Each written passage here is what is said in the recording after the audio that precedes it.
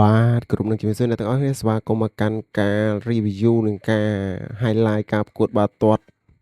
រវាងក្រុមបាល់ទាត់វិទ្យាល័យនិងក្រុមវិទ្យាល័យមកពីស្រុកកោះធំជាមួយនឹងស្រុកលើកដែកបាទការប្រកួតកំពុងតែចាប់ផ្ដើមបាល់ដឹកចេញពីស្លាបខាងស្ដាំរបស់ក្រុមបាល់ទាត់ពីមរាំងបាទទាញចូលមកក្នុងបាទកាត់មកដល់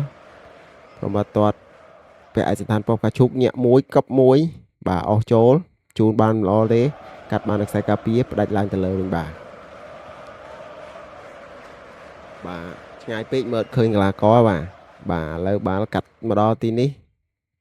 កប់មួយល្អមែនទែនឈូសមួយបានខ្សែការពារបញ្ជូនបាល់លេខ15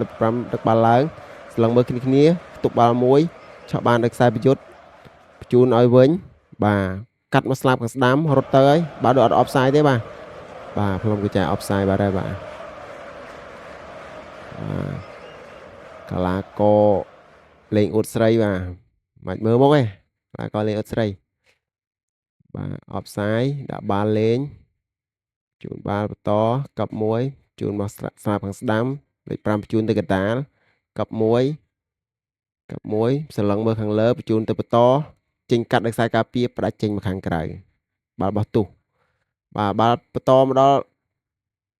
ពាក់កណ្ដាលទីលានជូនទៅស្លាប់ខាងស្ដាំកាត់បានមកវិញខាងស្លាប់ខាងឆ្វេងរបស់ខ្សែប្រយុទ្ធបញ្ជូនបាទបញ្ជូនបន្ត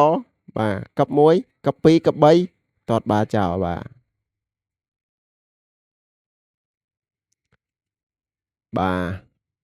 ទស្នាមការប្រកួតបន្តទៀតប្រឹងបាល់នៅថងណាទេកន្លែងកំពុងដេញតាមថតកីឡាករល្បីបាទកីឡាករល្បីសាច់ដុំទាំងកង់ហ្មងសាច់ពេកហ្មងមើលតារៀងនេះបាទធ្វើចលនាយកបាល់បាទអត់មានណាបញ្ជូនបាល់ឲ្យទេបាទរត់តែឯងបាទទៅហើយទាត់បាល់មួយបាទពាំងមួយពាំងបានសម្រេចកប់មួយបាទទេងបែមួយកប់មួយស៊ីប្រឡោះជើងមួយអែមស្នេហ៍ទៅហើយកប់មួយទៀតបញ្ជូន15ខ្សែបំរើកសម្លឹងឃើញឲ្យវិញទៅហើយបាទបាល់កំពុងដឹកទៅស្លាប់ខាងឆ្វេងរបស់វិជាឡៃពីមរាំងកប់មួយបញ្ជូនដល់15វិញ15សម្លឹងមើលគ្នាទាត់ពីចម្ងាយមួយបាញ់ចាប់ចោលបាទចេញពីអ្នកចាំទីទាត់ឡើងខាងលើបាទកាត់មកបានម្ដងទៀតខ្សែប្រយុទ្ធរបស់ពីមរាំងកំពុងដេញបាល់កាត់បានវិញទៅខ្សែការពាររបស់ខាងសំពៅពូនបាទសំពៅពូនសំពៅពូនហ្នឹងហើយតើហើយបាទកប់មួយបាទទាត់ផ្ដាច់ទៅបាទរត់កាត់ទៅជាមួយគ្នាដល់ដៃអ្នកចាំទីបាទអ្នកចាំទីផ្ដាច់ឡើងបញ្ឆោតមួយកាត់បានខ្សែការពារបាល់មកម្ដងទៀតពាំង1ពាំង2ពាំង3ទៅហើយបាទកាមេរ៉ាដេញតាមមកតនេះបាទលឿនពេកបាទតតបាល់ចេញក្រៅបាត់ហើយបាទកីឡាករលេខ30ទប់មួយបាទទប់បានល្អមែនទែនបាទបាល់ចេញក្រៅបាត់ឃើញថាការប្រកួតនេះពិតជាស្វិតស្វាញមែនទែនបាទគឺលទ្ធផលគឺពេលថតគឺអត់មានបានថតពេលតតចូលទេបាទគឺថតតែពេលលេងសុទ្ធតែម្ដងឥឡូវកាមេរ៉ាដេញតាមទាត់ផ្ដាច់ចេញដោយអ្នកចាំទីទប់បាល់បានល្អមែនទែនកប់មកឆ្វេងទាញភាសាទៀតបែរថយក្រោយវិញទៅមុខអត់រួចមកក្រោយទៀតបញ្ជូននៅខ្សែបម្រើកដាស្រឡឹងមើលឃើញគ្នាចាក់ស្លូទៅដល់ដៃអ្នកចាំទីបាទ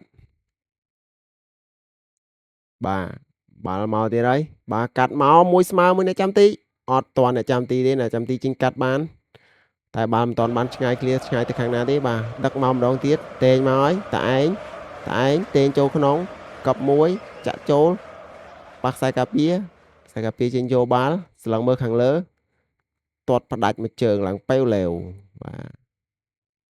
ទៅហើយបាទបញ្ជូនឲ្យអត់ offside ទេទៅហើយ offside បាត់ហើយបាទការប្រកួតញ៉ាំក្តាមមើលម៉ោងហ្នឹងអត់តន់ប្លង់បញ្ចប់ទេប្រហែលជាបោះទូចុងក្រោយមួយហ្នឹងគប់ទូមួយបាទចាប់តង់បាទហើយបាទ